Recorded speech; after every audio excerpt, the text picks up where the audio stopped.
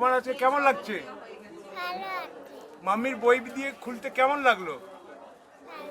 মাম্মির বইটা একটু খুলে দেখাও। বাহ বাহ বাহ বাহ বাহ বাহ বাহ বাহ। তোমার নাম কি? ইসামিয়া চৌধুরী। ওয়াও।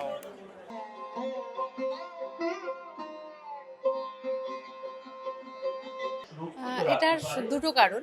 এক, যে বইটি প্রকাশিত হলো আজকে, রাস্তায় লেখা কবিতা, এই বইটি আমি আমার মেয়েকেই উৎসর্গ করেছি।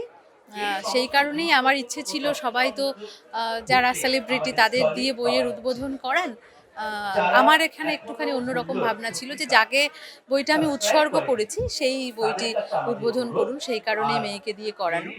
আরেকটি ব্যাপার হচ্ছে, বই মানে আমরা যারা লিখি তাদের কাছে সন্তানের মতোই, তাই আমার এক সন্তান আরেক সন্তানের হাত ধরে নতুন আলোয় এলো। খুব ভালো বলেছেন আপনি। আপনার বইটা এবার কিসের নিয়ে? কারণ আপনার তো এর আগে অনেক বই প্রকাশিত হয়েছিল, তো এবার এই বইটি কিসের উপর বেস করে? এটি কবিতার সংকলন। বিভিন্ন সময়ে আমাদের জীবনে ঘটে চলা যে ঘটনার প্রবাহ, সেই ঘটনাগুলি যেগুলি আমাদের মনে রেখাপাত করে, সেগুলোই শব্দের মাধ্যমে কবিতার আকারে প্রকাশ পেয়েছে। সেই কবিতারই সংকলন এই রাস্তায় লেখা কবিতা। আপনার শুভ নাম যদি আমাদের দর্শকদেরকে একটু জানান। আমি নাসরিন নাজমা। আমার বই পাওয়া যাচ্ছে এই কুলিশ প্রকাশনের স্টলে। আমি যারা পাঠক তাদের বলবো, আমরা যারা নতুন লিখছি, আমরা কবিতা লিখছি, এর আগে আমার বই প্রকাশিত হয়েছে, সেটি গদ্যের সংকলন, এবং অনেকেই জানেন আমার এই বইটি 2022-এ সাহিত্য একাডেমি যুবর জন্য নমিনেটেড হয়েছিল। নতুন কবিতার বই এসেছে, যারা কবিতা ভালোবাসেন তারা পড়ুন এই বই।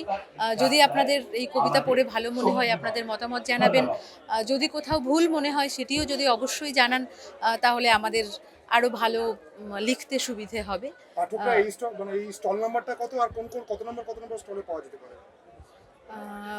কুলিশ প্রকাশনের এই যে স্টল, আপনারা এখানেই বই পেয়ে যাবেন 409 নম্বর স্টলে। এছাড়াও আমার এই বইটি আপনারা পেয়ে যাবেন বরানগর দর্পণ যে বুক স্টল আছে সেখানে পেয়ে যাবেন। আমি আমার ফেসবুক প্রোফাইলে সমস্ত আপডেট দিয়ে দেব। আপনারা যারা আমার সাথে ফেসবুকে আছেন তারা সেখান থেকে সমস্ত আপডেট পেয়ে যাবেন। ধন্যবাদ।